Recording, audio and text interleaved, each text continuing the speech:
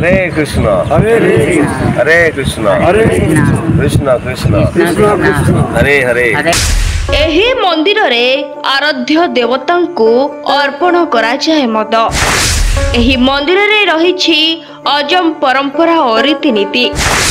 मद निषेध सते दुकान रे खोला खोली मिली थाए मद। मद अर्पण करिवार रहिछि एही अनन्य रहस्य। कालभैरव मंदिर जे कि होइछन्ते हमरो महाकालेश्वर सेनापति सैन्य बाहिनी सेनापति। एठारे विशेषत्व होछि कोन ना एठारे मद भोग दिया जाए। समस्त मंदिर रे अबा धार्मिक अनुष्ठान रहिछि सात्विक भोग अर्पण सह भगवान को प्रति प्रेम और भक्ति।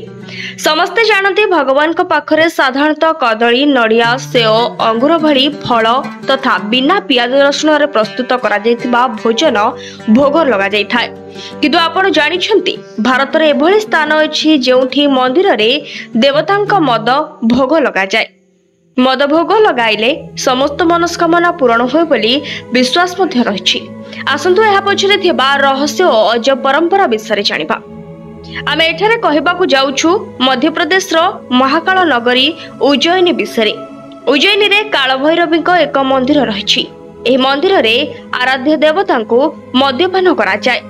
तथापि प्रशासन कहिछि जे मंदिर परिचालना बलिदान पई मदर व्यवस्था करिबो। आसंतु जानिबा कालभैरव को काहेकि मद अर्पण करा जाय एवं यहाँ पछरे कोन रहिछि कहानी। कालभैरव को मद काहेकि अर्पण करा जाय से विषय अनेक विश्वास एवं कहानी अछि। किछि किंवदंती अनुसार राजा विक्रमादित्यଙ୍କ राजत्व काल रे मद परिवेषण प्रथा आरंभ होइथिला। सेही समय किछि किंवदंती अछि जे कालभैरव को तंत्रक मानकर देवता मध्य विवेचना करा जाय। एपरी परिस्थिति रे एहाकू तांत्रिक रीतिनीति रे व्यवहार करा जाउथिला एवं एहा छारु मद्यपान करिवार परंपरा आरंभ होइथिला। भोपाल रो ज्योतिष एवं वास्तु परामर्शदाता पंडित हितेंद्र कुमार शर्मा नवभारत टाइम्स.com को कहिसंती कालभैरव को पूजा तांत्रिक परंपरा सहित जड़ित। जेउथिरे मद्यपान को पंचमकर उपादान मध्यरु गोटी बोली विवेचना करा जाय। तंत्र रीतिनीति रे मद्यपान को सांसारिक बंधन रु मुक्त करबा पई व्यवहार करा जाय।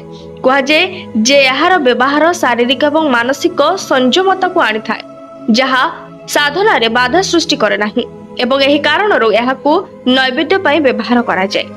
कालभैरव मंदिर संपर्क रे दाबी करा जाय जे एठारे अर्पण करा जाउथबा मदवृत्ति द्वारा सेवन करा जाय। दाबी करा जाउछि जे मद पीबार शब्द मध्य सुना जाय एवं जेउ पात्र रे मद ढळा जाय ताहा खाली होय जाय एवं आज पर्यंत मद केउठाकू जाए से विषय कोनोसी सूचना नाही। महाकाल मंदिर विषय अनेक प्रकार गुप्त कथा रहिछि जहा सर्वसम्मुखरे प्रकाश करबाकू बारण रहिछि। किंतु विश्वास रहिछि जे कालभैरव को मद पियाइले समस्त मनस्कामना पूर्ण होइथाय। Bureau report BNS live.